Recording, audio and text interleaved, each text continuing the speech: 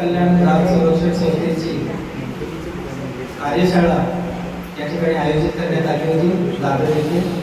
दादरलाच office आहे आणि त्याच्याच काही भाग आहे तिथे कार्यशाळा आयोजित करण्यात आली होती. त्या कार्यशाळेला जेवढे निमंत्रित होते तेवढे 40 सदस्य हे हजर होते. त्यांना कामाचं स्वरूप कसं आहे ते या ठिकाणी समजावून सांगण्यात आलेलं आहे. काम पुढे कसं न्यायचं, तसंच येणारी मीटिंग जनरल मीटिंग आपण कशी सक्सेस करायची त्या संदर्भात देखील मार्गदर्शन करण्यात आलेलं आहे. त्याचप्रमाणे मुख्यमंत्री उपमुख्यमंत्री महोदयांना निमंत्रित करायचं आहे. त्यानंतर आपला हा कार्यक्रम पुढे हॉलमध्ये कुठे घ्यायचा या सगळ्यावर त्या चर्चा झाली. सर्वांनी याच्यामध्ये भाग घेतला. तसंच कार्यशाळेमध्ये जे काही विषय असतात ते सगळ्यांना सांगितले, ते समजून घेतलेले आहेत. त्यानंतर काही तक्रारी आपसातल्या चर्चा, तसंच लोकांना होणारा त्रास अशा गोष्टी नेहमीप्रमाणे आज समोर आल्या. त्याच्यावरही चर्चा झाली. त्याच्यावरून मार्ग काढण्याचा प्रयत्न लोककल्याण ग्राहक संरक्षण संस्थेकडून काढण्यात येईल. सर्वांच्या उपस्थितीबद्दल धन्यवाद. आपण असेच सगळ्यांनी लोककल्याणला जोडून घ्या आणि गोरगरिबांची कामं आपण करून द्या अशा आपण सगळ्यांना अध्यक्ष यांना विनंती करतो. विशेष करून आज जे या ठिकाणी आमचे मेघेसाहेब विश्वासराव मेघेसाहेब हजर झाले त्यांचं या ठिकाणी खूप खूप अभिनंदन करतो. तसेच त्यांचे आभारी मानतो. आपलं नेतृत्व, आपलं काम हे मला ज्ञात आहे. आपण हे मार्गदर्शन करा. तसंच अश्विनीताईंनी सांगेल की आपण ठाण्यामध्ये जास्तीत जास्त लोककल्याणमध्ये कसं जाईल. घोरपडेताईंनी पण सांगितलं तुम्हीही तसाच प्रयत्न करायचा आहे. लवकरच तुम्ही सरकारी कमिटीवर निवडून या आणि तुमच्याकडून लोकांचं का चांगलं म्हणजे त्यांच्या जे काही अडचणी आहेत त्या सोडवण्यासाठी तुमचा हातभार कसा लागेल यासाठी खूप तुमच्याकडून मी आशा बाळगतो. तसंच वेदांताई आणि तुमच्या पाटीलताई आहेत त्यांनाही सांगतो की तुमची सगळी टीम तुम्ही ॲक्टिव्ह करा. हे खूप चांगलं काम आहे. राजकारणापेक्षा खूप उजवं काम आहे. आपण सगळे तसंच पटेलताई येणार आहेत त्यांनाही सांगतो की तुम्ही तशाच NGO वाल्याकडे दुसऱ्याही त्या मॅडम आल्या गवागे साहेबांच्या आहेत.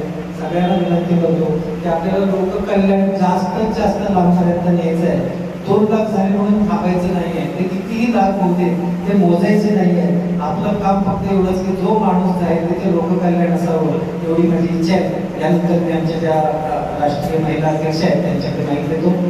त्या पुढे ही जी व्हिडिओ आहे ती चालू ठेवतो. नमस्कार. आजच्या ह्या कार्यशाळेमध्ये बऱ्याच काही गोष्टींवर आपली चर्चा झाली आहे.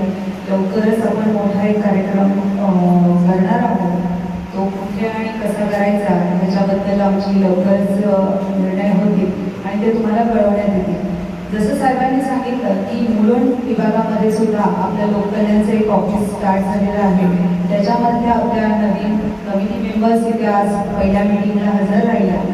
तर त्यांनाही मी तेच सांगते की पुढच्या वेळेस तुम्ही तुमच्याबरोबरच्या ज्या काम करणाऱ्या महिला आहेत ज्यांना खरंच त्याबद्दल करावंसं वाटतं, ते समाजासाठी देण्यासारखं वाटतं, त्यांनी नक्कीच इथे आपला वेळ द्यावा आणि त्यांनी आम्हाला जॉईन करावं. दुसरी गोष्ट, आज ज्या समस्या आपल्याकडे आल्या हॉस्पिटल्स आणि याच्या, तर त्याच्या संदर्भात पण आपण लवकरच कारवाई करणार आहोत. आणि सगळ्यांनी इथे उपस्थित राहिल्याबद्दल आपल्या सर्वांचे मी स्वागत करते आणि आभार मानते. आणि आज सगळ्यात महत्त्वाचा विषय होता तो आमचे शिक्षक माने सर यांचा इथे सत्कार करण्यात आला. त्यांना डॉक्टरेट मिळाल्याबद्दल तर त्यांचे खूप खूप अभिनंदन. Thank you so much. नमस्कार, माझं नाव विशाल सोळकर आहे. मी सगळ्यांना सांगू इच्छितो की विलिंगच्या 11 टेरिटोरियल हॉस्पिटलमध्ये खास महिलांसाठी दिलासा सेंटर आहे की जे महिलांना माहीत नाही आहे की जिथे महिलांना मदत होते आणि काउन्सिलिंग होतं आणि डोमेस्टिक महिलांची मदत होते तिथे, ते मी सांगू इच्छितो. धन्यवाद. हॅलो. लोककल्याण ग्राहक संरक्षण संस्था महाराष्ट्र राज्य सन्मान्य अध्यक्ष दिग्गज आमदार साहेब, सर्व महाराष्ट्र राज्यातील पदाधिकारी, उपस्थित सर्व बंधू आणि भगिनींनो, जय महाराष्ट्र. मी प्राध्यापक डॉक्टर संदीप माने बोलून ग्राहक संरक्षण या शब्दाचा अर्थ जाणून घेतल्यानंतर लोककल्याण ही कन्सेप्ट काय आहे, खरोखर दिग्गज साहेब आपलं बोलावं इतकं कौतुक कमीच आहे. कारण या संस्थेच्या नावामध्ये लोकांचं कल्याण आहे. ग्राहक हा राजा आहे, आपण राजा आहोत. आपण सर्व देणारी माणसं आहात. आपण सर्व देणारी माणसं आहात. मला एक फार सुंदर असं मराठी काव्य आठवलं. देणाऱ्याला देत जावं, घेणाऱ्याला घेत जावं, घेता घेता एक दिवस देणाऱ्याचे हात घ्यावे. हिरव्या पिवळ्या डोंगराकडून हिरवी पिवळी शाल घ्यावी, सह्याद्रीच्या गळ्याकडून छातीसाठी ढाल घ्यावी. वेड्या पिस्या ढगाकडून वेडे पिसे आकार घ्यावे, मातीमधल्या प्रश्नांसाठी पृथ्वीवर हुंकार घ्यावे. उसळलेल्या दर्याकडून विसरलेली आयाळ घ्यावी आणि शांत वाहणाऱ्या भीमेकडून भूगोवंची माळ घ्यावी. घेणाऱ्यानं घेत जावं, देणाऱ्यानं देत जावं, घेता घेता एक दिवस देणाऱ्याचे हात घ्यावे. ही सर्व देणारी माणसं आहेत, ही सर्व प्रकाश करणारी माणसं आहेत. आणि मला याचा विशेष आनंद होतोय की लोककल्याण ग्राहक संरक्षण संस्था ही एक कुटुंब आहे आणि कुटुंबाला आज मला जो सन्मान केला, हा सन्मान मी सर्वप्रथम या संस्थेला डेलिगेट करू इच्छितो. त्याचबरोबर मी आपल्या सर्वांना एक शेवटचा एक मंत्र देतो, तो सर्वांनी मनात जपून ठेवायचा आहे.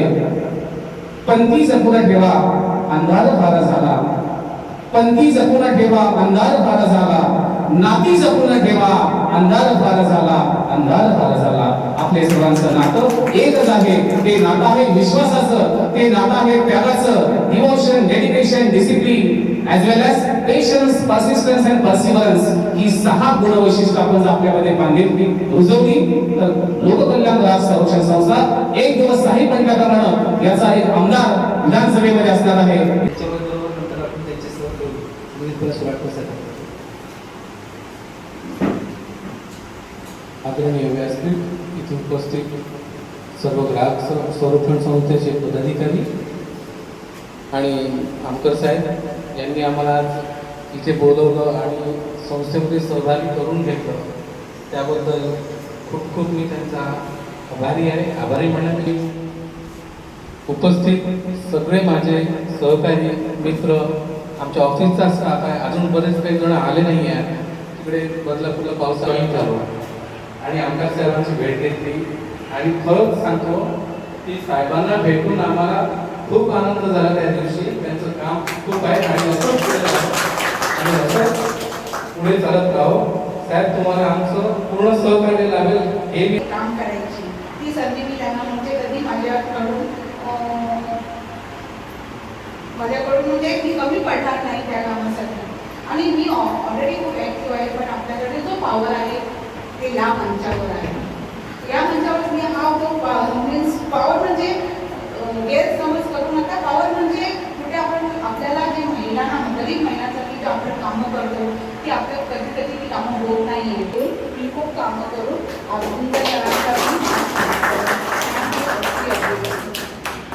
आजच्या कार्यक्रमाला उपस्थित मुंबई महानगरपालिकेचे ऑफिसर सुरटकर साहेब, तसेच ठाणे महानगरपालिकेच्या कर्तव्यदक्ष आणि तरुण तडफदार असं शिवसेनेचे नेतृत्व आमच्या अश्विनीताई जगताप, ज्यांनी BMC मध्ये स्वतःच्या नावाचा ठसा उमटवलेला आहे ठाणे महानगरपालिकेमध्ये. त्यांचं जे नाट्यावरचे ऑफिसही आहे, ते स्वतः ऑफिसला बसतात, आपली ही सगळी कामं चालतात त्या तिथेही करतात, चालू आहे. त्यानंतर त्यांचं नाव घ्यावं ते नुसतंच माने साहेबांच्या नावाने संदीप माने म्हटलं की तेवढंच पुरेसं नाही आहे की त्यांनी आपली तुम्हाला दिलेली माहिती खूप अर्धवट आहे. आणि ठाण्याचा जिल्हा प्रमुख हे पद त्यांच्यासाठी खूप छोटं आहे. आम्ही त्यांना जिल्हा प्रमुख साहेब काम करायला सांगितलं, पण त्यांच्यासाठी ते खूप छोटं आहे. तुम्हाला कोणालाही माहिती नसेल की माने साहेबांच्या आमची जिथे ग्राहकवरती निवड झाली त्याचा पहिल्या कार्यक्रमाची ठाण्यामध्ये निवड झाली, त्या पहिल्या यांच्या शाळेमध्ये झाली आणि त्याचे याचे सूत्रसंचालक माने साहेब. त्यानंतर पुढचे सगळे पद. आणि माने साहेबांचं आणखीन एक धर्माचं काम असं चालू आहे की त्यांनी 119 गरीब मुलं दत्तक घेऊन स्वतः त्यांचा सांभाळ करतायत. यापेक्षा मोठं काम असू शकत नाही. त्यासाठी आले की बाबा तुमचं काय चालतं, तुमची काय चर्चा चालते, तुमचे विषय काय चालतात ते ऐकायसाठी आले. पण ह्या सगळ्याला जर आशीर्वाद आहेत, आमच्या उमेश जन्म स्वामींचा आशीर्वाद आहे. आज ते इथे हजर नाही आहे, ते काही जण त्याच कामासाठी बाहेर गेलेत, पण परवा माझ्याबरोबर तसं हेरिंग होतं ते बघायसाठी पुण्याला आले. आम्ही परवा 3 दिवसापूर्वी पुण्याला गेलो तर तो तुम्ही काय करता, तुम्ही काय बोलता, तुम्ही कसं हिअरिंगला जाता, तिथे चर्चा काय करता, अधिकाऱ्यांना काय विचारता, काय प्रश्न असतात. तर माझ्याबरोबर ते आणखी मंडळी होती, सिराजभाई होते, त्यानंतर बाबाजी होते, आणखीन आम्ही मला वाटतं 4 जणच गेलो ना आपण, आणि स्वामी स्वतः होतो. 4 जण तिथे गेलो. मला तर भीती होती की बाबा आता समोर त्यांच्यासमोर बोलायचं आहे, कारण का असं वाटतं आपल्याला की मी कोणतरी आहे. पण काही वेळेला असं मनामध्ये थोडासा धसका येतो की आपल्याला बोलताना थोडं आपण कमी तर पडणार नाही. तर त्याच्यासाठी आणि मग हेअरिंग झाल्यानंतर मी व्यवस्थित, कारण का सुरुवात कुठून करायची. अधिकाऱ्यांनी मला जिल्हा पुरवठा अधिकाऱ्यांनी मला DSO विचारलं की सुरुवात कुठून करायची. तर सुरुवात कुठून करायची, आता त्या म्हणून त्या अर्जापासून आपण करूया. जे मागचे अर्ज आपण पेंडिंग आहे तिथपासून सुरुवात करूया. प्रतिभा पाटील देदिया, त्यानंतर आमच्या राष्ट्रीय सरचिटणीस म्हणून त्यांच्यावर जबाबदारी आहे ते नीलम जन्मदे, आमचे कार्याध्यक्ष जयानंद निकम साहेब, आमचे जे संस्थापक जी टीम आहे त्याच्यामध्ये आमचे कार्यरत असलेले माने सूर्यकांत माने साहेब, त्यानंतर प्राजक्ता, हे सगळेच जण ओळखीचे आहेत ना. आता अशिला मॅडम, या बाजूला आमचे संपर्क प्रमुख बसले गणे साहेब, विशेष करून ज्यांचं कौतुक करावं गेले पाण्याचे शाखा प्रमुख आहेत विनीत दादा परब, ते या ठिकाणी त्यांनी ही जबाबदारी लोक कल्याणाची घेतलेली आहे. आणि माझे जमलेले सर्व पदाधिकारी बंधू आणि भगिनी, माझा थोडक्यात परिचय देतो थोडासा, आणि जरासं सगळ्यांना बोलायचं आहे.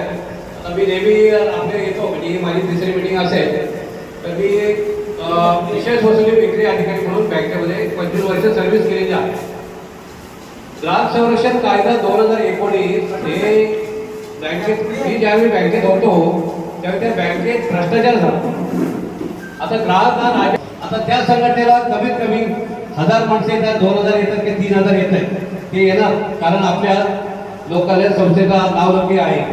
तर मी एक महाराष्ट्राचा कार्याध्यक्ष या हेतूने एवढं सांगू शकतो की त्या कार्यक्रमासाठी आपल्याला जो काही निधी वगैरे लागणार आहे, तर आज लोककल्याण ग्राहक संरक्षण संस्था हे एक कुटुंब आहे.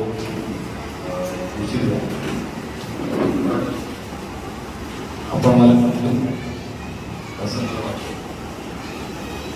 मी पहिली गोष्ट म्हणजे प्रोटोकॉल पाळायला पाहिजे.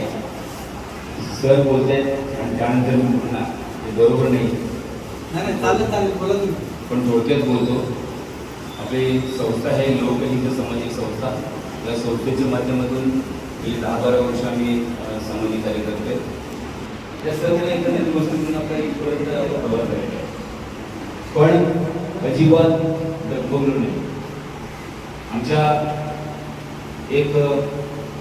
आमची अशी परिस्थिती आली होती की आमच्या भगिनीवर जे अत्याचार झाला होता, मनीषा वाल्मिकी नावाची,